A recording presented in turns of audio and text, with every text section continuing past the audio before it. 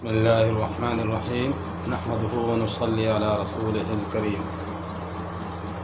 آج کا موضوع ہے صدقہ فطر۔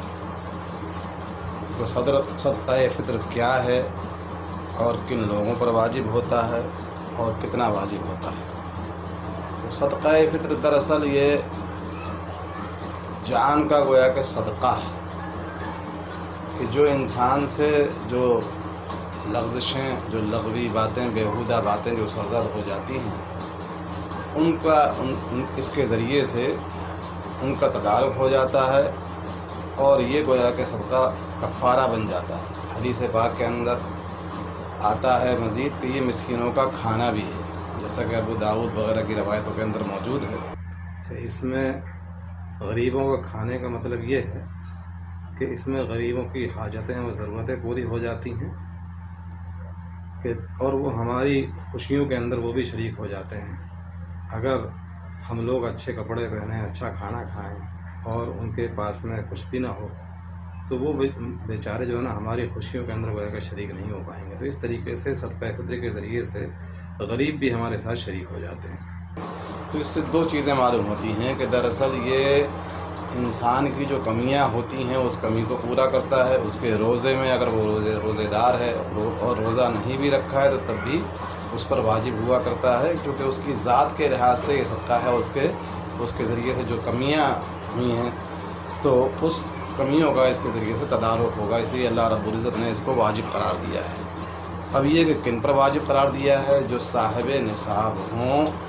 چاہے وہ نصاب غیر نامی ہو، جیسا کسی شخص کے پاس ضرورت سے زائد چیزیں ہیں اور وہ بڑھنے والی نہیں ہیں۔ مثال کے طور پر کسی کے پاس فریج ایکسٹرا رکھے ہوئے ہیں دو تو ایک تو اس کے استعمال کا ہے، وہ ضرورت کا مانا جائے گا، اور جو دوسرا ہے وہ غیر ضروری درجے میں ہوا، یا کسی کے پاس اے سی ہے ضرورت سے زائد، ایک کے علاوہ دو اور پڑے ہوئے ہیں، یا کسی کے پاس مکان ہے جو ایک کے اندر رہتا ہے دوسرا کرائے پر چل رہا ہے اور وہ اس کا ذریعہ معاش کا صرف وہی ذریعہ نہیں ہے، تو پھر ایسے موقع پر وہ ضرورت سے زائد گویا کہ شمار کیا جائے گا۔ تو پھر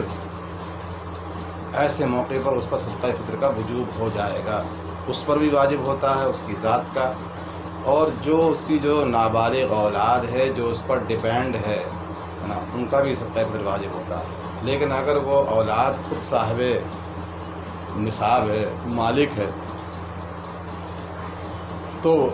پھر جو ہے نا ایسے موقع پر چاہے وہ جو ہے نا وہ بچے ہی کیوں نہ ہوں تو پھر سب سے پہلے ان کے مال میں واجب ہوگا، حتیٰ کہ وہ اگر مجنون ہے لیکن وہ مالدار ہے تب بھی اسی کے مال میں واجب ہوگا۔ ہاں، ان کا جو ولی ہے وہ اس کو ادا کرے گا، اگر وہ اس کے ولی نے بھی ادا نہیں کیا تو بالغ ہونے کے بعد اس بچے سے وہ ساقط نہیں ہوگا۔ بالغ ہونے کے بعد بچے کو چاہیے کہ وہ گزشتہ سالوں کا صدقہ فطر بھی وہ ہے کہ ادا کرے، چونکہ وہ مالدار تھا۔ چونکہ یہ دراصل اس کی ذات پر واجب ہو رہا ہے، اس کے مال میں واجب نہیں ہو رہا ہے، اور زکوٰۃ جو ہوا کرتی ہے وہ مال میں واجب ہوا کرتی ہے، اس لیے بچے کے مال میں زکوٰۃ تو واجب نہیں ہے لیکن صدقہ فطر جو ہے نا وہ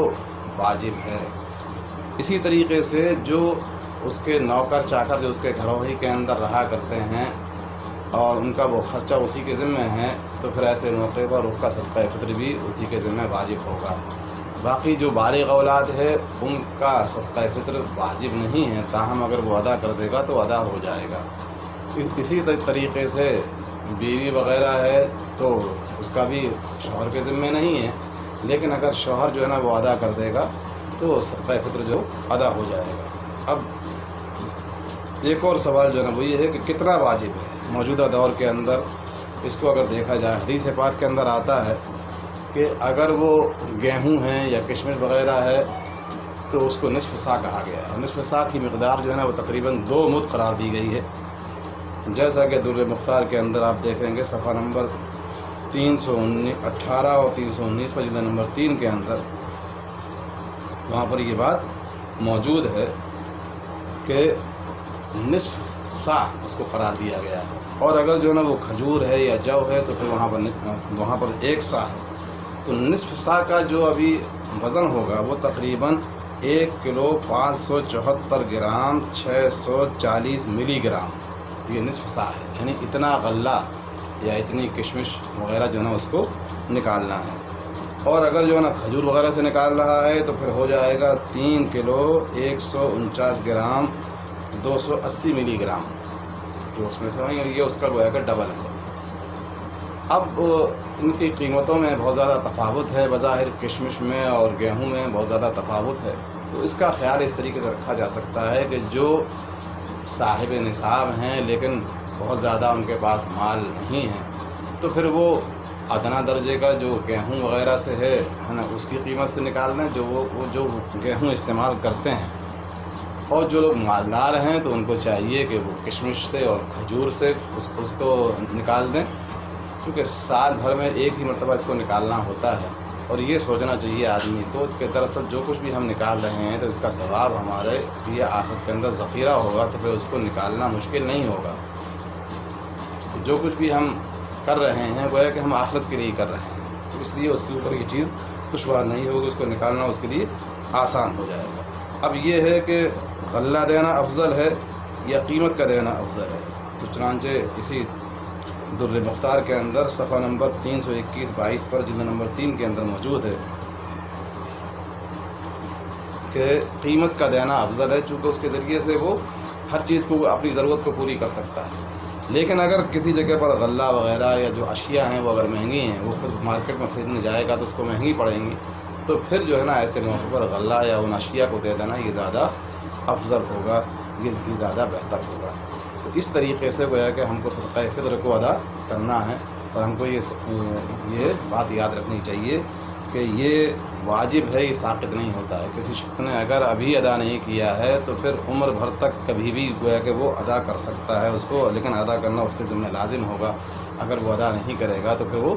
گنہگار ہوگا۔ جو میں نے بچے کے بارے میں کہا تھا کہ بچہ اگر مالدار ہے تو اس پر بھی واجب ہوتا ہے،